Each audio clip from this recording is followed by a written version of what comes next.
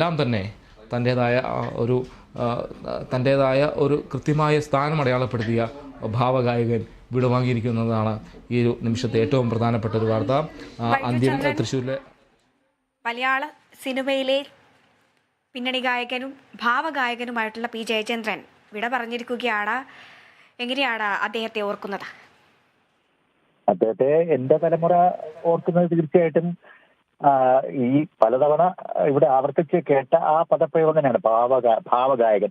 കാര്യം നമുക്കൊരു യേശുദാസ് ഉണ്ടായിരുന്നു. യേശുദാസ് 1960-കളുടെ തുടക്കം, അതായത് ഞാനൊക്കെ ജനിച്ച കാലം മുതൽ നമ്മുടെ ഏറ്റവും ചെറിയ പ്രായം മുതൽ കേൾക്കുന്ന ശബ്ദം യേശുദാസിന്റെയാണ്. യേശുദാസിന്റെ പാട്ടുകളാണ് മലയാളിയുടെ ശബ്ദമായി തന്നെ യേശുദാസിനെ നമ്മൾ സ്വീകരിച്ച സമയത്താണ് ജയചന്ദ്രൻ 1965-66 ആ കാലത്ത് കളിത്തോഴിലും കുഞ്ഞാലി മരക്കാരിലൂടെ വരുന്നത്, ഈ 2 സിനിമകളിലൂടെ വരുന്നത്. പിന്നീട് പൂവും പ്രസാദവും ഉൾപ്പെടെയുള്ള 1960-കളുടെ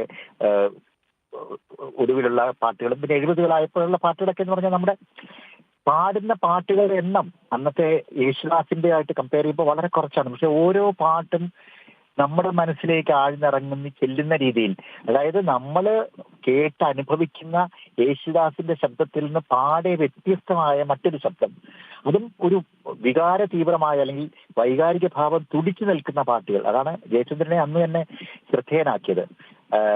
പിന്നെ യേശുദാസിനെ പോലെ പാടുന്ന ഒരാൾ എന്നുള്ളതല്ല, യേശുദാസിനെ പോലെ പാടുന്ന ഒരാളെന്ന ആവശ്യമല്ല, അതിൽ നിന്ന് വ്യത്യസ്തമായ ഒരാളിനായിരുന്നു ദേവരാജ് മാഷ് ഉൾപ്പെടെയുള്ള ആളുകൾക്ക് ആവശ്യം. അല്ലെങ്കിൽ ബാബുരാജ് ഇനിയും പുഴ ഒഴുകും എന്നുള്ള പാട്ട്, അഗ്നിമുത്രി എന്നുള്ള സിനിമയിൽ പ്രേംനസീർ കാറോടിച്ചോണ്ട് പോകുമ്പോൾ ഇനിയും പുഴ ഒഴുകും എന്നുള്ള പാട്ട് നമ്മൾ അശരീരിയായിട്ട് കേൾക്കുന്നുണ്ട്. അതൊരു ആ രംഗത്തിന്റെ ഭാവ തീവ്രത ആ പാട്ടിലൂടെ പിന്നെ നമുക്ക് കൈവരികയാണ്.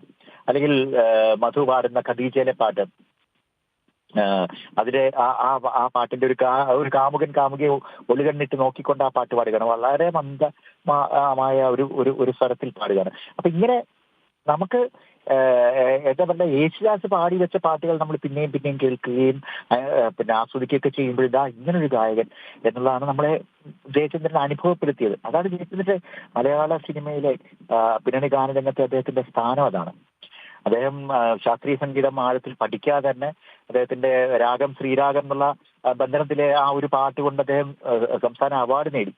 അതിന് തൊട്ടു മുമ്പ് സുപ്രഭാതം എന്നുള്ള മനോഹരമായ പാട്ട് യേശുദാസ്, പ്രേംനസീറിന്റെ ശബ്ദം യേശുദാസാണെന്ന് പറയുമ്പോൾ പ്രേംനസീർ പണിതീരാത്ത വീട്ടിൽ ആദ്യത്തെ രംഗത്തിൽ പ്രത്യക്ഷപ്പെട്ട് നീലഗിരിയുടെ സഖികളെ എന്നുള്ള പിന്നെ പർവ്വതനിരകളെ അഭിസംബോധന ചെയ്തുകൊണ്ട് പാടുന്ന പാട്ട് നമ്മളിങ്ങനെ ലയിച്ചിരുന്നു പോവുകയാണ്. ഇതൊക്കെ ജയചന്ദ്രൻ നമുക്ക് നൽകിയ വലിയ വലിയ സംഭാവനകളാണ് നമ്മൾ പറയേണ്ടി വരും. ശരി, വളരെ നന്ദിയുണ്ട് ഈ നിമിഷം ഞങ്ങളോട് പ്രതികരണം അറിയിച്ചതിന്. ഇപ്പോൾ ഉണ്ണിയിലേക്കാണ്. ഉണ്ണി, ഇപ്പോൾ അദ്ദേഹം പറഞ്ഞതുപോലെ തന്നെ ഭാവഗായകനാണ്. ഇപ്പോൾ അദ്ദേഹത്തിൻ്റെ പാട്ടുകളൊക്കെ ശ്രദ്ധിച്ചാൽ നമുക്കറിയാം, അദ്ദേഹം തിരഞ്ഞെടുക്കുന്ന പാട്ടുകളിലൊക്കെ ഒരു അർത്ഥവത്വം ഉണ്ടാകും. അല്ലെങ്കിൽ നമുക്ക് ആ പാട്ടിൻ്റെ വരികളിലൂടെ നമുക്ക് ആ ചിത്രം പൂർണ്ണമായും മനസ്സിലൊരു ഇമാജിൻ ചെയ്യാനുള്ളൊരു ഇത് കൂടി വരും. കാരണം ആ പാട്ടിൻ്റെ ഭാവത്തിലും താളത്തിലും നമ്മൾ അത്രയും ലയിച്ചു പോകും അല്ലേ?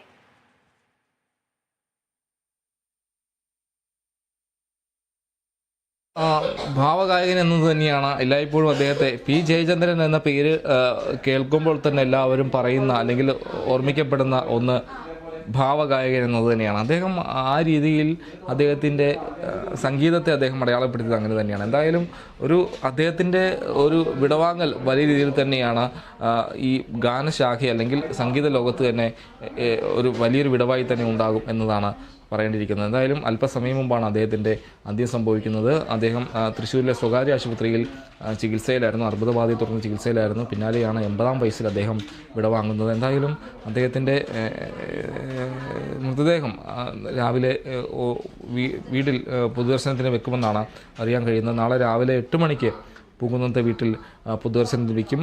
കൂടാതെ ഉച്ചയ്ക്ക് 2 മണിയോടുകൂടി തന്നെ ഇരിങ്ങാലക്കുട ചേന്നമംഗലത്തെ പാലിയത്ത് തറവാട്ടിലേക്ക് കൊണ്ടുപോകുമെന്നാണ് നമുക്ക് അറിയാൻ കഴിയുന്നത്. സംസ്കാരം അടക്കമുള്ള കാര്യങ്ങളെല്ലാം തന്നെ നമുക്ക് ഉടനെ ലഭിക്കുമെന്നാണ്, അതിൻ്റെ വിശദാംശങ്ങളെല്ലാം തന്നെ ഉടനെ ലഭിക്കുമെന്നാണ് മനസ്സിലാകുന്നത്. എന്തായാലും നിരവധി പുരസ്കാരങ്ങളെല്ലാം അദ്ദേഹത്തെ തേടിയെത്തി. 1 തവണ പിന്നണി ഗായകനുള്ള ദേശീയ പുരസ്കാരം അദ്ദേഹം നേടി. 5 തവണ പിന്നണി ഗായകനുള്ള കേരള സംസ്ഥാന അവാർഡുകളും 4 തവണ തമിഴ്നാട് സംസ്ഥാന സർക്കാരുകളുടെ അവാർഡുകളും അദ്ദേഹം നേടിയിട്ടുണ്ട്. കൂടാതെ അദ്ദേഹത്തിൻ്റെ ഗാനങ്ങൾ മലയാള, തമിഴ്, കന്നഡ, തെലുങ്ക്, ഹിന്ദി ഭാഷകളിൽ എല്ലാം തന്നെ ഏറെ പ്രിയപ്പെട്ടതായി തന്നെ മാറിയിരുന്നു എന്നതാണ് പണ്ടത്.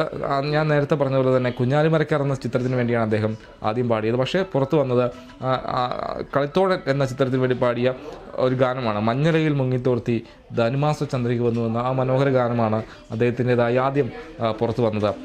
1944 മാർച്ച് 3-നാണ് തൃപ്പൂണിത്തുറ രവിവർമ്മ കൊച്ചനിയൻ തമ്പുരാൻ്റെയും അതോടൊപ്പം തന്നെ സുഭദ്ര കുഞ്ഞമ്മയുടെ മൂന്നാമത്തെ മകനായാണ് ജയേന്ദ്രൻ ജനിക്കുന്നത്. എറണാകുളം ജില്ലയിലെ രവിപുരത്തായിരുന്നു ജനനം. പിന്നീട് കുടുംബം തൃശ്ശൂരിലേക്ക് മാറുകയുണ്ടായി. ഇരിങ്ങാലക്കുടയിലെ ഇതിനിടയിൽ അദ്ദേഹം കഥകളി, മൃദംഗം, ചെണ്ടവായന അടക്കം എല്ലാത്തിനോടും അദ്ദേഹത്തിന് വലിയ കമ്പമുണ്ടായിരുന്നു. കൂടാതെ കലോത്സവങ്ങളിലടക്കം അദ്ദേഹം വലിയ സ്വാന്നിധ്യം അദ്ദേഹത്തിൻ്റെ ഉണ്ടായിരുന്നു. കൂടാതെ ലളിത സംഗീതത്തിനും മൃദംഗവാദത്തിനും എല്ലാം തന്നെ നിരവധി സമ്മാനങ്ങളെല്ലാം തന്നെ അദ്ദേഹം വാങ്ങിയൊരു കാലഘട്ടം തന്നെയായിരുന്നു അന്നുണ്ടായിരുന്നത്. എന്തായാലും എല്ലാ ഭാഷകളിലും അദ്ദേഹത്തിൻ്റെ ശബ്ദം എല്ലാ ഭാഷകളിലും നമ്മൾ കേട്ടു. മലയാളം, തമിഴ്,